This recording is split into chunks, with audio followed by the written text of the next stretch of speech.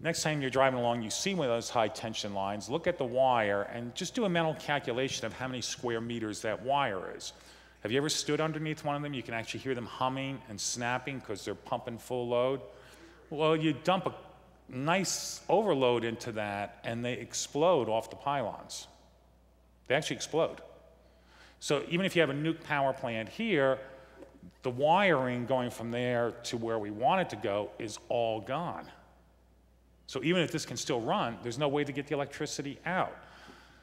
As to what happens inside a nuke power plant, the people I've talked to on that, it's like, well, Bill, we really can't quite talk about it, but it's something that scares the daylights out of us. And somebody pointed out to me recently, what they're frightened of even more is not the plant itself, but the waste storage facilities at the plant, that the cooling pumps aren't running, things start to melt. Again, do you see why this is so attractive to some of our opponents? Sir. You keep talking about opponents, so you're not probably going to like the question. But what about our own tyrannical government? Is it a consideration that we need to factor in that they would do an EMP blast over our own country? Would our own government EMP us? No, I think they're just anesthetizing us. I don't think they need to do that. I want to believe, I do believe, that there are enough patriotic Americans through our military system and our civilian government that would never allow such a thing to take place. Stranger things have happened, but I want to believe that basically our government is still made up primarily of darn good people who believe in America and might be frustrated with current things that are going on, but would never do something like that to us. Yes, sir. Hello. I appreciate everything you've done. I personally, just my personal opinion, think we would already have an EMP if you would not have written your books. Thank you. Thank you, sir. I know y'all are very well organized in Black Mountain. I heard you talk at Ridgecrest about that. And one thing that concerns me and my prepper friends is that we're prepared for the most part. Something happens, the military comes in and says, we're going to have martial law. We're coming to take your stuff, and we're going to give it out to everybody who did not prepare. Are y'all worried about that in Black Mountain, or should I be worried about that? I live in Asheville, so. Do I personally worry about my police chief showing up at my doorstep saying, Bill, I know how much you have supplied here, and we got these folks in town, so we're going to take 90% of it. Do I worry about that personally? Absolutely not. Folks at Black Mountain, folks I think in North Carolina, Western North Carolina, are good folks, and they're just not going. It's not going to happen. And if it did, I know I have a lot of friends who are law enforcement officers, and we've talked a bit about this, and they're like, if we reported in and our boss said, okay, you're going to go to this house, this house, this house, this house, and this house, you're going to, the response would be, here's my badge, I'm going home. Yeah, there's no way I'm going to go to that guy's house, because he's my neighbor, he's my friend, or I know him, and it would not be a pleasant experience. I'm not going to elaborate on that any further locally. I could picture a place like San Francisco, you know, confiscating Berkeley. Oh yeah, they'd confiscate it in a second. But that's why I live in North Carolina. Yes, I've gotten it down pretty well, North Carolina. You never know, I was originally, yeah, Newark, New Jersey. Yo, anybody here from Newark? You are? What? That's close enough. That's why we're here now, right? Yeah. Do we have a couple more questions? Yes, sir. Yeah. We have somebody back there. Yes, sir. Your book, Pillar in the Sky, that you were just showing to the audience, is that available at one of these booths around here? Okay. The book is, like I said, it's a happy book. It's a positive book. It's about a future space program, building a space elevator, which I've been fascinated with for years. And it will be out the end of February. And yes, they'll have the book. And those of you who are still suffering from depression from 1 second after can read it and go, well, maybe there is hope. And you know, the book psychologically was good for me because it gave me almost 2 years of working on a hopeful project for the future where technology is turned to something good and positive. I'm a kid of the Apollo age, grew up with the Apollo program, and I've always wanted to believe that was our future. And one follow-up question Sure. to the EMP discussion earlier. Regarding Faraday cages, Carolina Readiness and other stores sell those static bags, the Tech Protect bags. Do you think those would be adequate with your new 100,000 volt per square meter gamma ray burst? I'm glad you asked that question, and I'm going to defer it. If we're looking at 100,000 volt per square meter laydown, would current protection systems work effectively? Do we have anybody here who's a specialist in Faraday cages? Anyone? If so, I mean, stand up if you're an expert on Faraday cages. I would assume that yes, you can definitely keep building a defense system. It's the question of layering it into the entire infrastructure that becomes problematic. An example, at the start of World War II, tanks maybe had this much armor on them up front and a little like 50 millimeter gun. And then the other guy's got a tank that had a 75 millimeter gun and this much armor. And then the other guy's got a tank with this much armor and 88 millimeter gun. And I think the Russians had a 122 millimeter gun with armor this thick by the end of the war. That's that back and forth between offense and defense throughout history. If we are indeed looking at 100,000 volt per square meter laydown, which seems absurdly high, but I'm hearing this from an expert with ACD, there are people working on how to counteract it. Yes. A couple more, and then, Yeah. yes, sir. Compared to EMP, how would you compare the risk of number of terrorist cells strategically and simultaneously attacking the grid, this power station, and really shutting us down? That's a great question. Compared to EMP, where do I see the potential threat of terrorist cells hitting various parts of our infrastructure?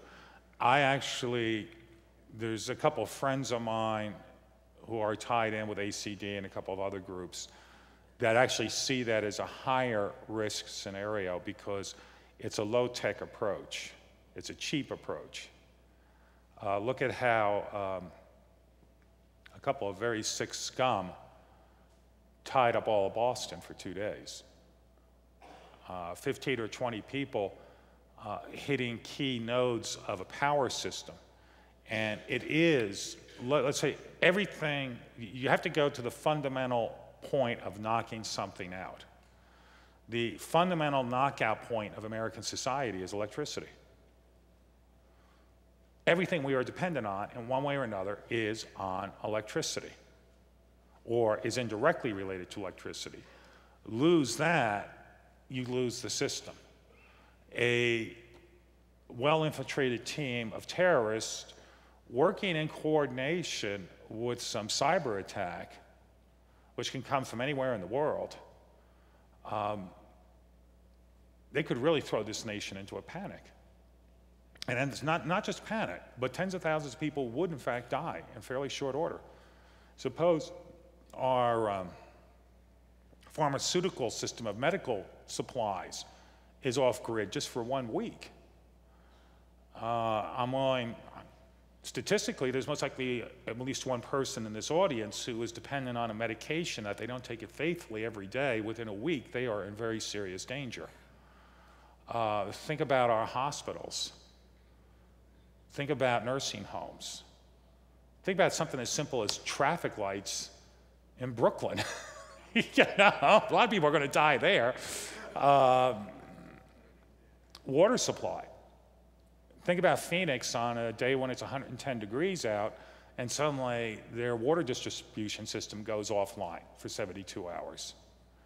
So yeah, I'm actually more worried.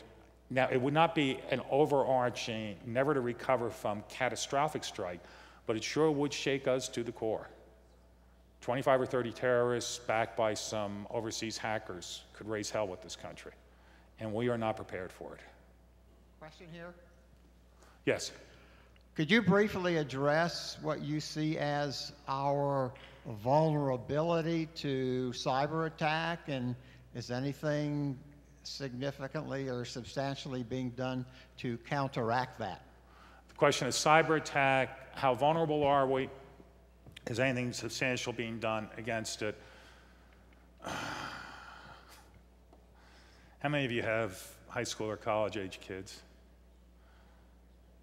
How many of your kids at least once have screwed your computer over and got it infected with something? All right. Yeah. I can make some jokes, I won't. We are highly, highly, highly vulnerable. We're just skating along on ice this thick all along, hoping it ain't gonna break. I'm going to say this not as a criticism, though I think you can sense a touch of sarcasm. The government spends $600 million to put a website up, and the bloody thing crashes in the opening move, and they promise us it's going to be ready in another month. $600 million to sign 6 people up the first day? And you know, I've thought about, I wonder if anybody ever hacked it, but I didn't say that. I didn't say that. I'm not encouraging anyone. Don't do it. Don't do it. It's bad.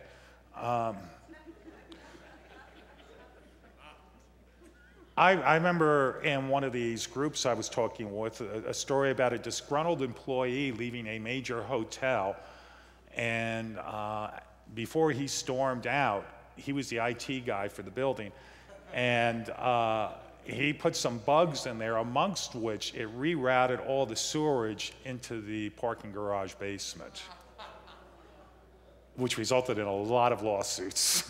All right, people finding their Beamers are this deep in raw sewerage, all right? So we can laugh about some of this, but all of us know in our personal lives, in our professional lives, and our interactions with computers, the amount of safety we have to exercise at all times, the assumption that we can be hacked. An enemy sees this as well, and it's part of the game plan. The same way, what happened during World War II? It's jam your opponent's radio frequencies.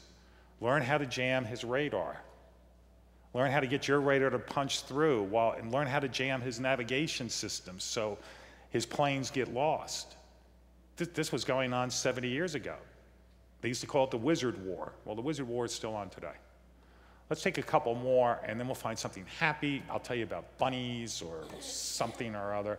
Sir, and yes? Do you have a working title for book number 2 in the 1 Second After trilogy, and then when's the movie coming out? Okay, you were talking to my agent? The second after the second after. I actually don't have a working title yet. 1 Second After hit me. Yeah, it's kind of remarkable. It's a little spooky being in this particular building because Montreat College, we have an identical auditorium. The architecture is identical. I bet it was built by the same people. Anderson. And sitting there in a graduation ceremony is when the plot for 1 Second After finally hit my brain. So sitting here, I'll just say that 1 Second After 2, part 2, is rather different. It's about where do we go from here? Book 1 was a cautionary. Book 2 is, I'm almost hoping it will be a bit of a guidebook. So I don't have a title for that yet. And yeah, the publisher's already, but he also wanted me to immediately sign for a sequel for Pillar, so I'll be doing that as well next year. So the sequel to 1 Second After will come out most likely December next year, and this book with NASA comes out in February. I got to keep writing because my daughter wants to go to medical school. Hey, Bill. Yeah, okay. Yes, sir. How soon and how large would an economic collapse be after an EMP How soon and how large would an economic collapse be after an EMP blast or event? It would be catastrophic. I feel it would be unrecoverable within our lifetimes. The estimates are that 5 years after an event, of the 500 primary generating systems in the eastern United States, 80% would still be offline because we have no spare parts. Guess where the spare parts are made? Yeah. At which point, 90%, upwards of 90% of the population would be dead anyhow. We would, most likely for the remainder of the century, cease to exist as a major global power. That's why I wrote the book. Sometimes people actually do read forwards to books, and in mine I said, you know, this book is about my daughter. I want to make sure it doesn't happen. And I will be a very happy person on the day I check out of here, around the age of 95 to 100, that's what I'm negotiating for right now, that people, the obituary always say, oh, that's that crazy crank who wrote 1 second after. In the same way, the books that influenced me and influenced a generation when I was a kid, such as On the Beach, Alas Babylon, 1984, which some of it is happening, Failsafe, these books maybe prevented things from happening because they were a warning. So, as Boy Scouts say, be prepared. At the same time, with my faith in God, and I'm going to sort of close it here, with my faith in God, I pray that God watches over us and guides us to make sure that we can pass on to our children and our grandchildren after them the America we were blessed with. We have to protect this country because we owe an almost unpayable debt to all those who gave the last full measure of devotion. Okay, I'm preaching for a second, then I'm going to stand down. Last month, Monterey College hosted a Bataan Death March survivor. And he was with us for 2 days. And I, as a historian, knew what he went through, but the stories he had about the suffering he endured as a POW for 3 years, how staggering in 100-degree heat, thinking that he had been forgotten, sick. His entire life, he said, came down that he had managed to steal a can of condensed milk. And he clung to that for days, taking little sips to keep going. And here, almost more than 70 years later, this man is with us. And I'm thinking, we have no idea what the greatest generation endured. We have a greatest generation out there right now. They're doing their job. So we owe them everything. And we should all pray to God every day, guide us to make sure we get through these crises. It doesn't happen. If it does, may it be brief and not as disastrous as we fear. And someday my grandkids will know that Grandpa wrote a book, and it did all right, but nothing happened. And America is still the greatest place on the face of the earth. So God bless all of you, and God bless America.